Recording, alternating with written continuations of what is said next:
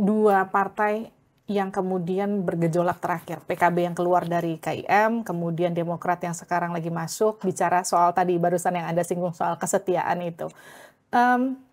Anda nggak takut kemudian dengan masuknya Demokrat justru akan menimbulkan banyak riak-riak? Apalagi kalau saya bisa bilang Demokrat itu partai yang belang sendiri di koalisi itu. Karena koalisi ini adalah koalisi pendukung Pak Jokowi. Demokrat hadir dengan membawa narasi perubahan. Bahkan di koalisi sebelumnya ia menarasikan perubahan di koalisi itu. Sekarang masuk ke koalisi Indonesia Maju. Anda nggak khawatir? Saya tidak khawatir dari sisi itu ya.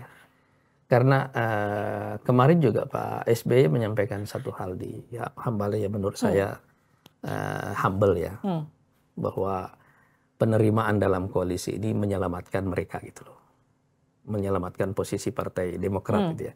Ini hal yang mungkin tidak terduga gitu loh. Tapi ya hal-hal seperti ini dalam politik kan biasa terjadi ya. Gitu ya.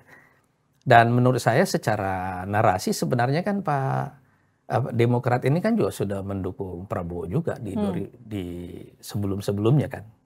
Iya kan? Yes, tapi narasi yang dibawa Pak Prabowo kali ini kan beda. Memang berbeda, itu sangat berbeda itu loh.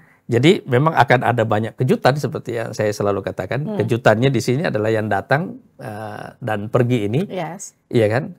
Umumnya tidak disebabkan oleh faktor-faktor sebab-sebab narasi, tapi lebih disebabkan oleh clash dalam hubungan itu ya. Tapi kalau kita bicara koalisi KIM ini, kan yang pergi satu yang masuk dua. Yes. Iya kan?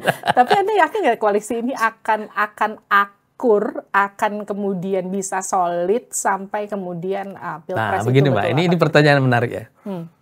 Satu koalisi itu, kalau kita mau lihat ukuran solidnya dulu, perhatikan bahwa apakah partai-partai yang berkoalisi itu adalah komplementer atau kompetitor. Oke. Itu ya. Menurut saya beberapa koalisi, ada koalisi yang sekarang ini punya masalah, itu lebih karena nature-nya partai-partai yang ada di dalam itu pada dasarnya adalah kompetitor sesama mereka, dan bukan komplementer. Kalau di koalisi Indonesia Maju ini sekarang yang saya lihat, ini semuanya adalah komplementer. Karena kalau secara horizon ideologi, kalau kita ambil kanan dan tengah ini melengkapi sesama mereka ini. Gitu. Yes. Gitu. Jadi saya tidak membayangkan bahwa komplikasi seperti itu mungkin akan terjadi karena partai-partai tidak khawatir dengan marketnya sendiri-sendiri ya.